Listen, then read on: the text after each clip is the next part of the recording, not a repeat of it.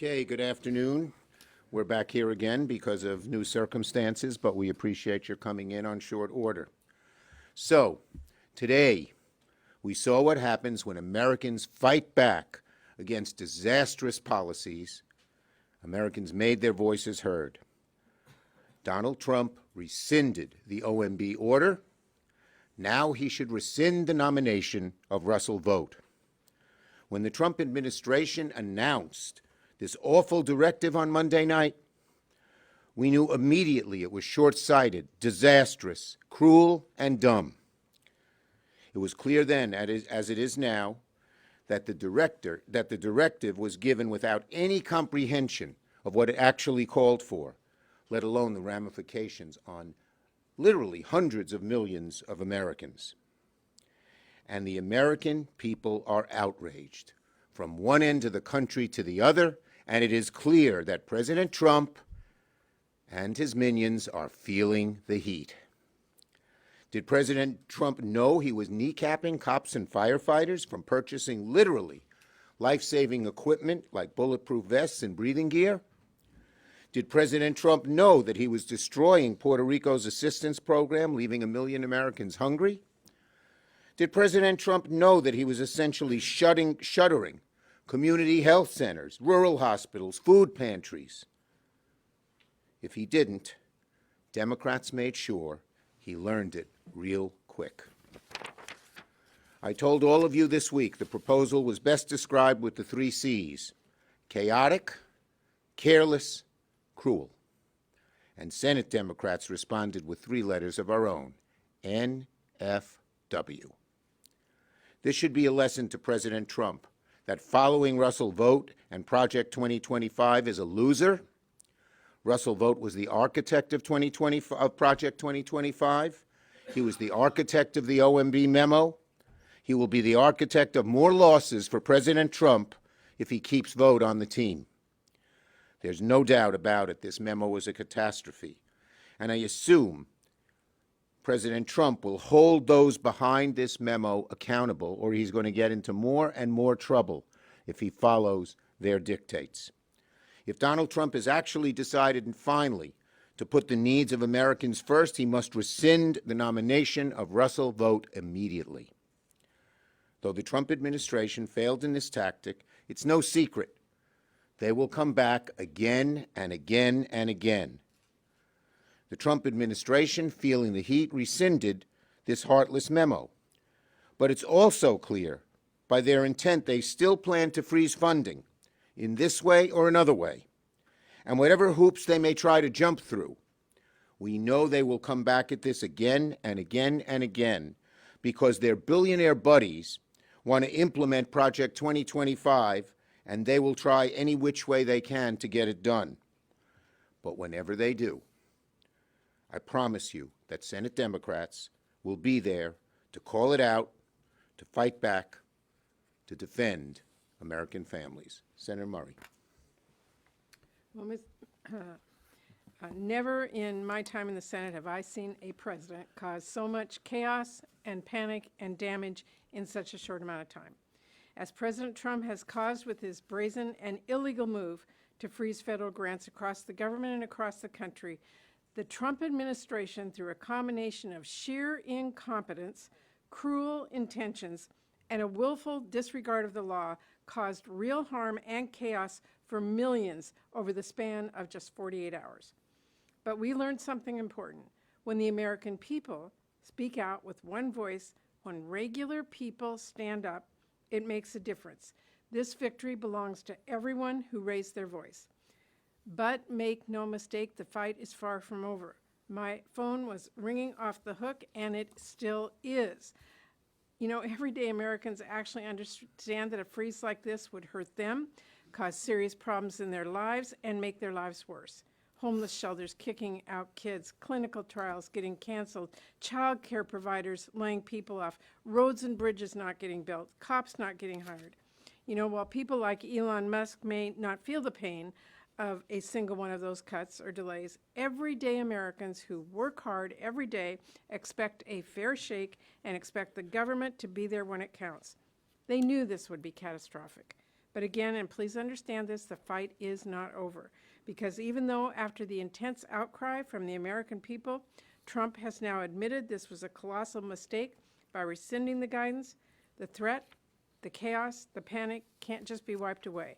We have a lot of work to do right now to make sure all the funding now actually does get moving again. This is not like turning on a light switch.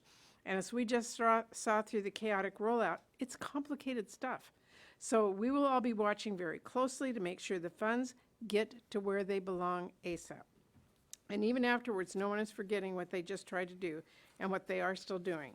Make no mistake, the Trump administration is still illegally holding up billions of dollars across the federal government through their day one executive order.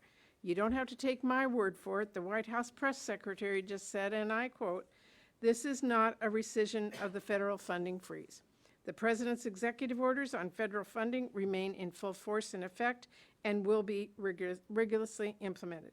That means they are still blocking investments Congress passed into law to help our communities.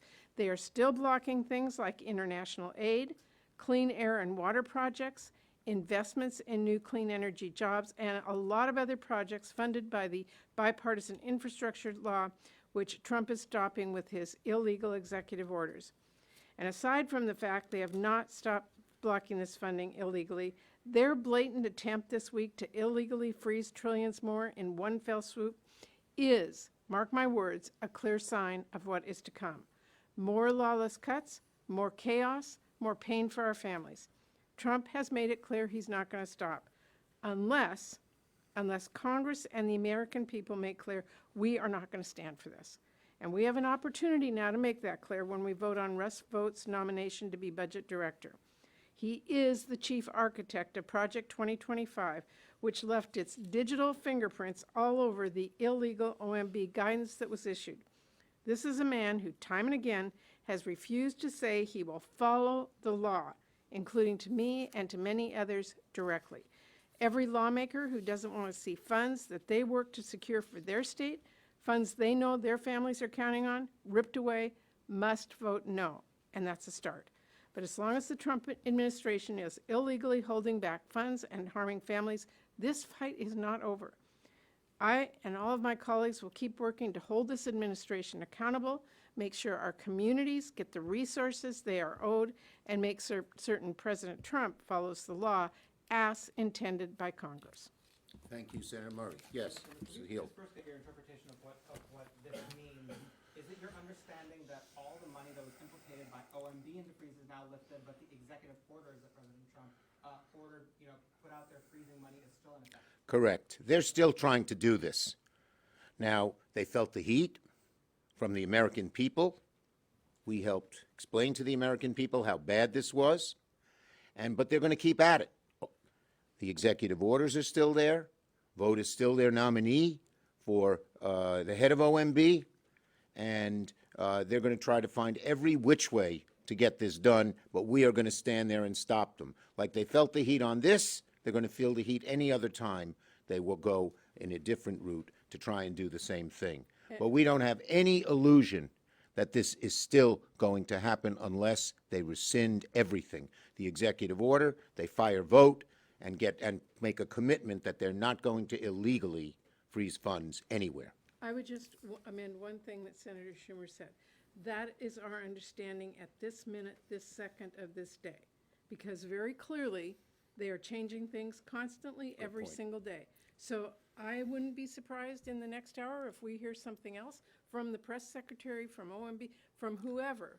So what we are telling you is what we know right now today. And I'll tell you what that causes, is all of the people who have been calling us are still sitting in chaos. Yeah. What's going to be the next thing that comes down? Is this the real or is there something else? And to me, that is truly frightening. And those executive orders are still in effect.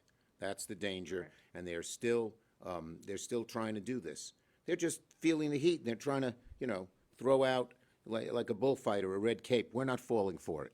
Just to be clear, Yes. are you trying to sue to lift the hold on the infrastructure and IRA funding? There's a suit that the attorneys general have filed in the Rhode Island court right now. Yes, ma'am. Are you guys changing how you work, with the constant changing news? Do you have more staff Look, great, that's a great We question. breathe every day. Yeah, but Bannon has this idea of flooding the zone. And he's trying to fool us. Their view is they'll put so many bad things up that we won't pay enough attention to any of them. But we're being focused. We're being pointed. When this executive order and this funding freeze came out, we focused all our fire on that, even though there were many other bad things being done, and we will return to those bad things. But we're not letting them trick us with this flood the zone strategy. Yes? Just building on that, what things are you going to focus on when there is so many shiny objects any given day? Are there certain themes? The worst ones, and there are a lot of them. And we have a lot of energy, and we have a lot of talent in our caucus, and you're going to see us focusing on a whole bunch of different things. It just so happened that this funding freeze was so broad and so cruel that we knew we could arouse the American people. And one other good thing happened.